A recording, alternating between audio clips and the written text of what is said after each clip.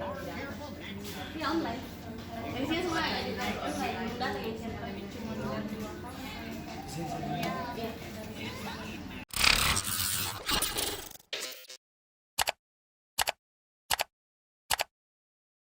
Sekarang ini masih menerima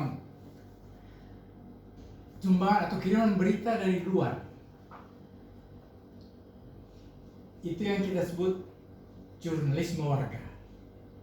Makanya ada, nah, ketika ada peristiwa-peristiwa di masyarakat yang menarik, yang penting, maka ruang itu terbuka untuk siapa saja yang mengirim, terutama mahasiswa.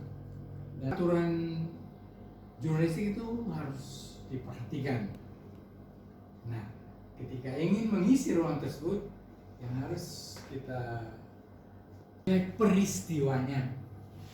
Kalau kita bicara, jadi kalau hanya tabrakan itu bukan berita namanya, tapi peristiwa.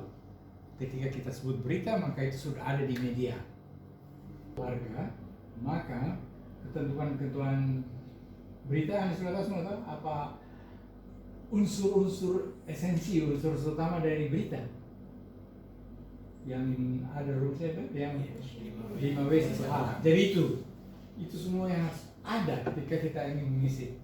Jangan sampai ada salah satu unsur yang tidak ada. Iya online. Dari sini semua ada di online. Data yang cuma